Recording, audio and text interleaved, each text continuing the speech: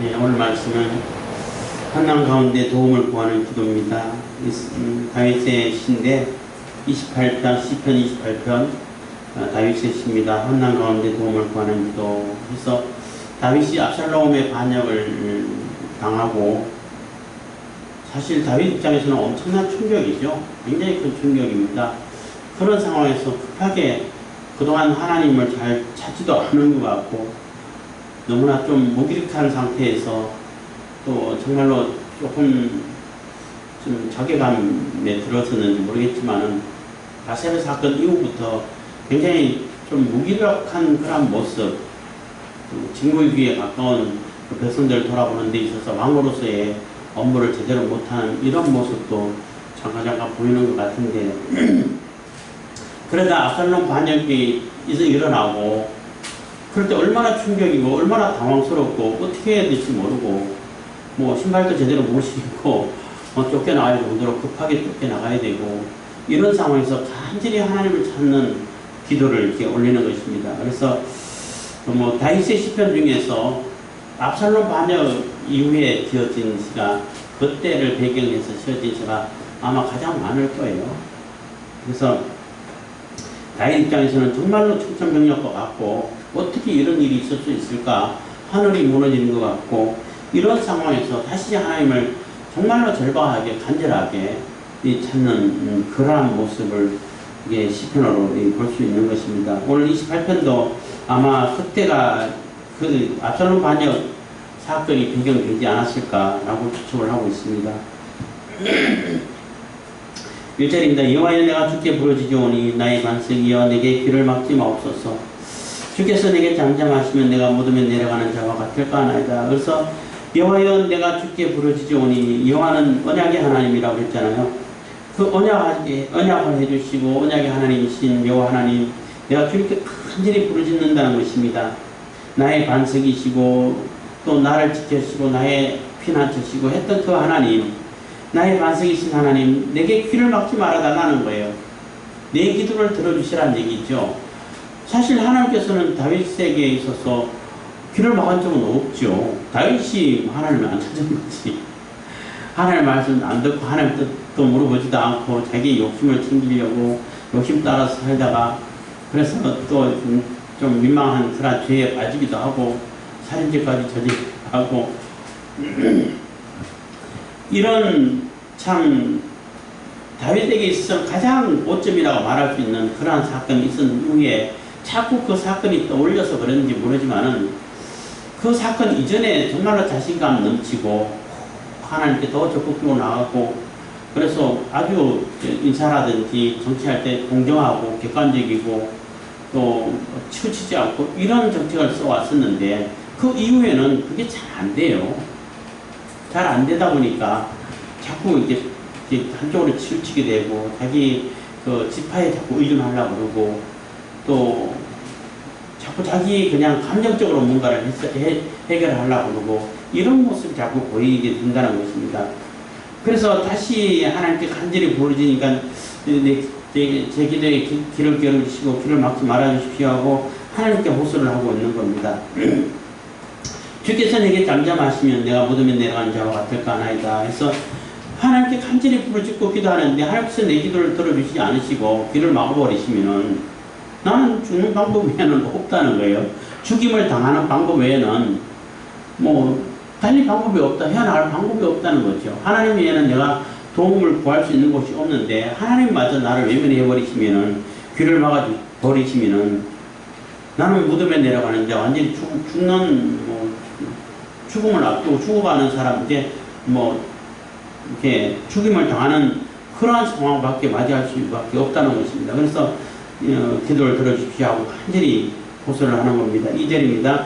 내가 주의 성소를 향하여 나의 손을 들고 주께 부르짖을 때에 나의 간구하는 소리를 들으소서. 내가 주의 성소를 향해서 하나님의 성전이 계시고 하나님 임재 상징인 그 성소를 향해서 손을 들고 간절히 기도하겠다는 것입니다. 이 말은 지금 다윗은 성소를 떠나가지고 가까이 갈 수 없는 상황이라는 얘기가 되겠지요. 그래서 하나님께 간절히 부르짖고 기도한다는 것입니다. 그래서 우리가 성소를 향해서 하나님이 함께 하시는 그곳을 향해서 기도하는 거 매우 중요하죠. 오늘날 우리가 신앙생활 하는 데 있어서 때와 장소를 가리지 않고 하나님께서는 어디서든지 예배를 들어주시고 기도를 들어주시고 예배를 받아주시는 분이 하나님이십니다. 그럼에도 불구하고 또 하나님께 예배가 잘 되고 찬양이 잘 되고 기도가 잘 되는 장소가 있어요. 아무 때나 다 똑같다라고 얘기하는 사람들이 있을지 모르겠지만은 똑같지가 않아요. 늘 자주 말씀드립니다만은 터가 세다 이런 얘기하는 사람들, 그 사람들이 전혀 근거 없는 얘기하는 게 아니라 그런 장소가 있는 건 사실이에요. 사실인데 정말로 그곳에 예배하던 곳이고 찬송 부르던 곳이고 기도하던 그곳은 기도가 더 잘 되고 거기서 부탁거리하고 무당하고 우상숭배하고 그냥 그러던 곳이면은 한동안은 굉장히 힘들어요. 기도하기가 영적으로 방해가 많아. 그걸 다 쫓아내야 돼. 영적인 청소를 해야 돼요. 그래서 터가 세고 하는데 있으면은 담력이 약하고 믿음이 약한 사람들은 오히려 내가 거기에 억눌릴 수 있기 때문에 그런 장소를 좀 피하라고 얘기하고 싶습니다만은 조금만 믿음이 있으면은 굳이 피할 필요는 없어요. 그들 내가 피할 게 아니라 걔네들을 나가라 하면 될 거 아니에요. 그렇잖아요. 걔들을 쫓아내면 되지. 악한 놈들은 니들이 나가. 내가 여기 찾아왔으니까 오늘부터 내가 주인이니까 니가 나가. 니가 가라. 하와이 영화 대사도 있는데 니가 가.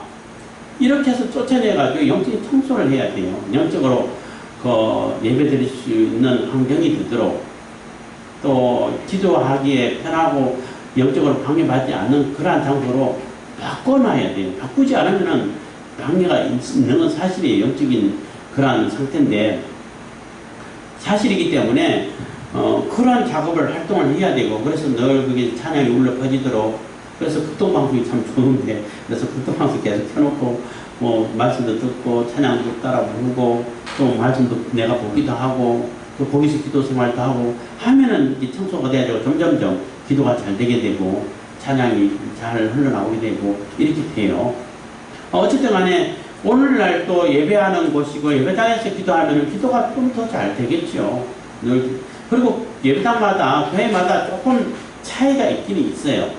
대체적으로 기도가 잘 되는데 어떤 교회는 기도가 잘 안 되는 교회도 있다고 하더라고요.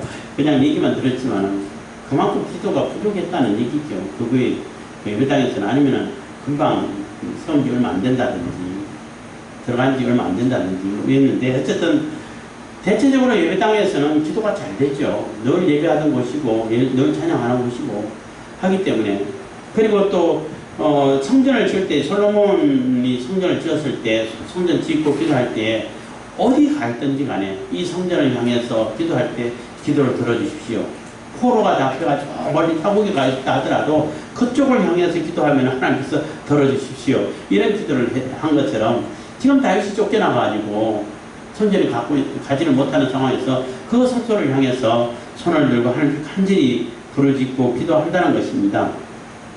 부르짖어 기도하는 것도 필요해요. 왜냐하면은 하나님이 길을 먹었나 못 들으시나 그냥 속으로 조용조용 해도 다 들으시는데 굳이 소리 빽빽 지르고 죄수여 소리 지르고 그럴 필요가 있냐라는 사람도 들어봤어요. 근데 그거는 정말 너무 우리 인간의 그 심정이라든지 감정을 몰라서 하는 소리예요. 속이 터질 때는 소리 질러야지. 그렇잖아요.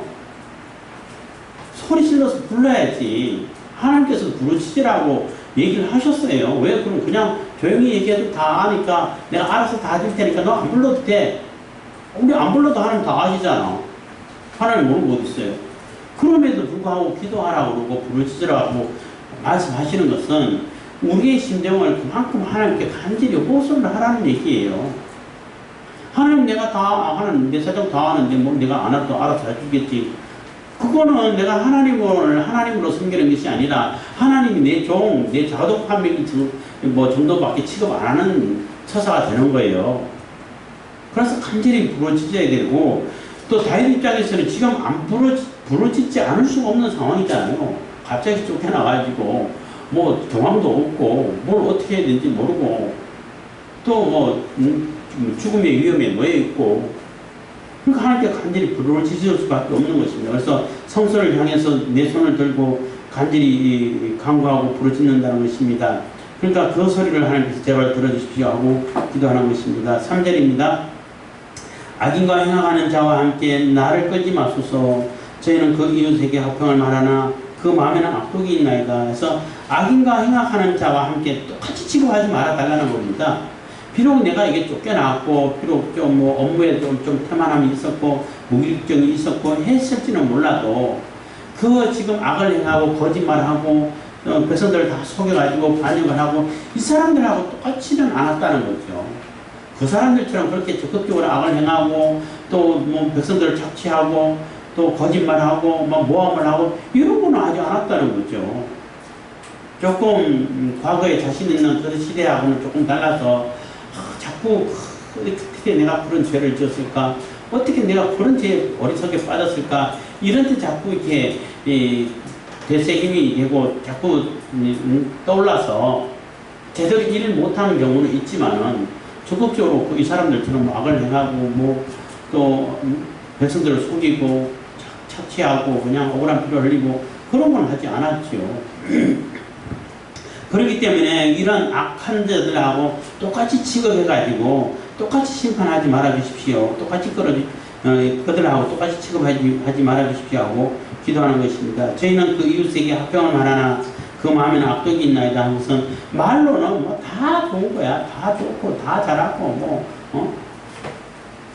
뭐 기회는 균등하고 뭐 과정은 공평하고 결과는 정의로울 것이다. 정말로 그 말을 믿었지.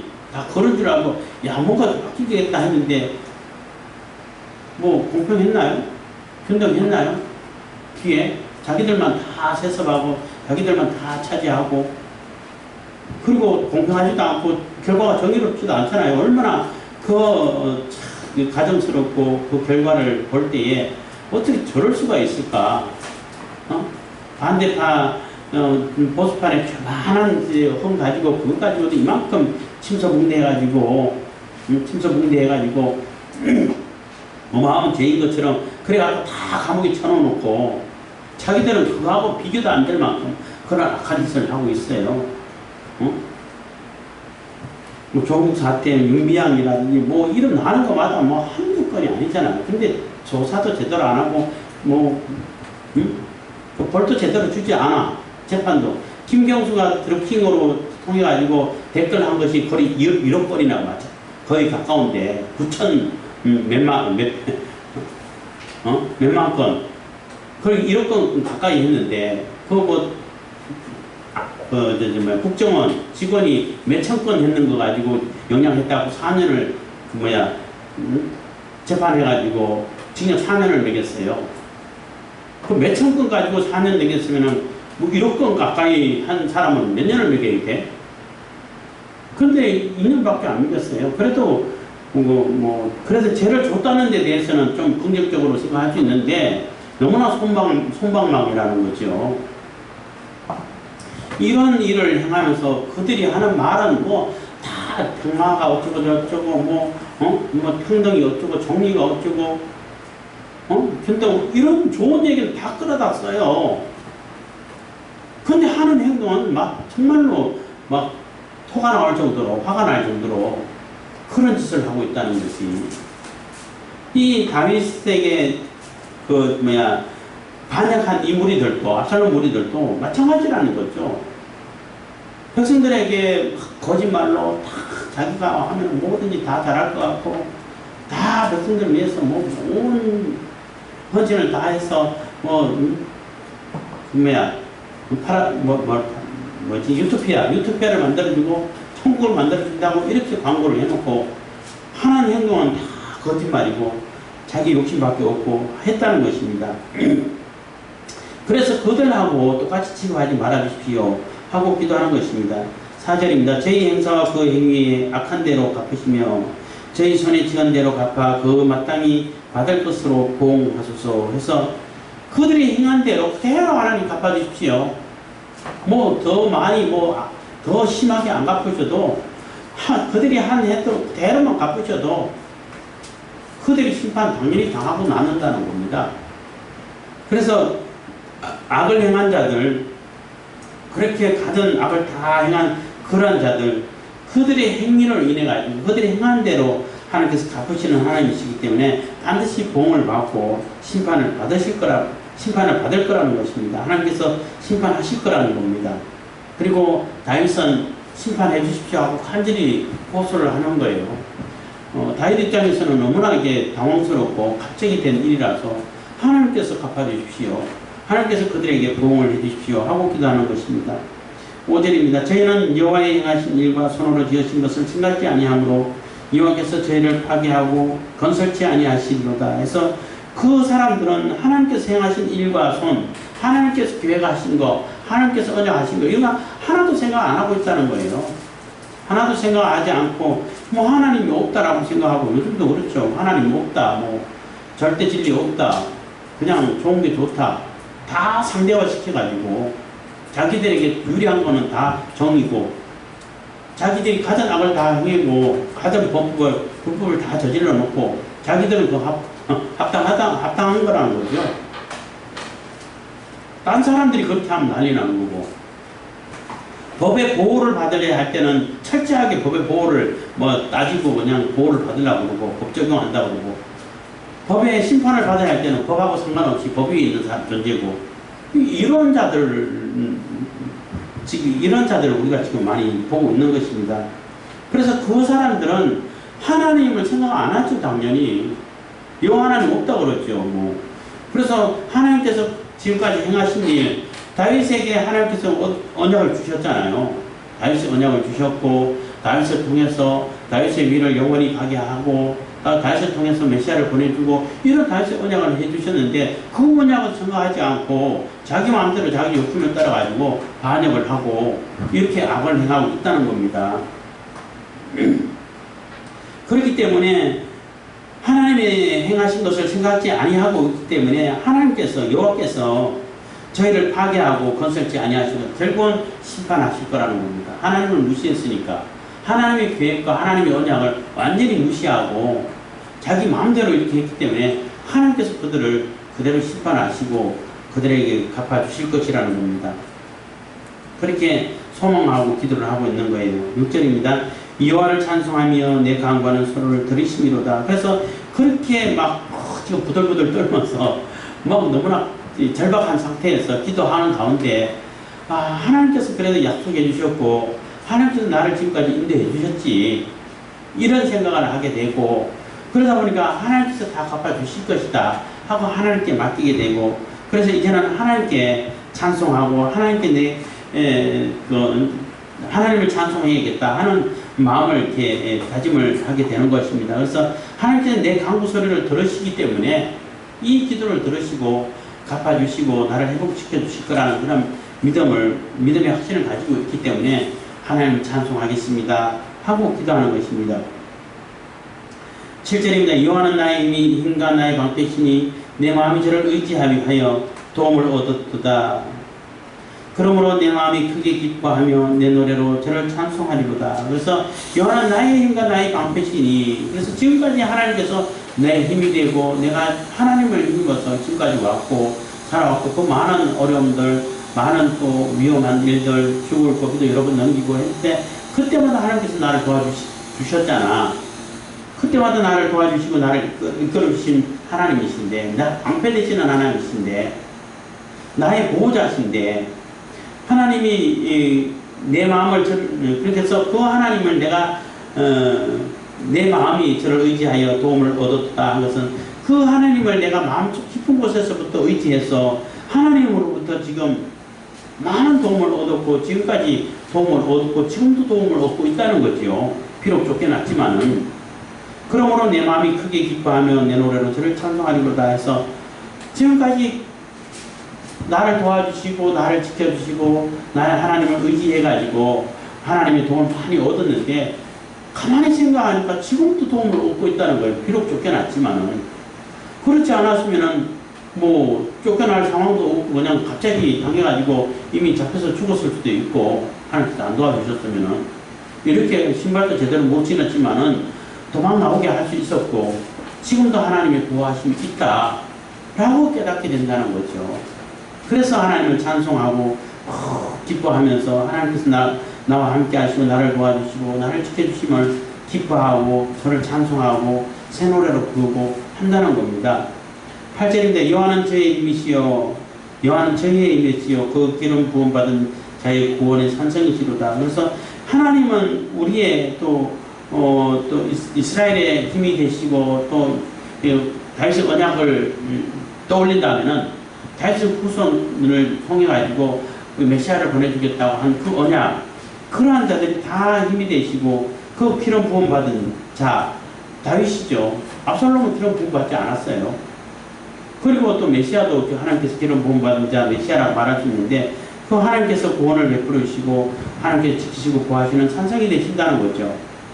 그래서 하나님께서는 다윗에게 기름을 부어서 약속을 언약을 해주셨기 때문에 하나님은 다윗을 지키신다는 거죠.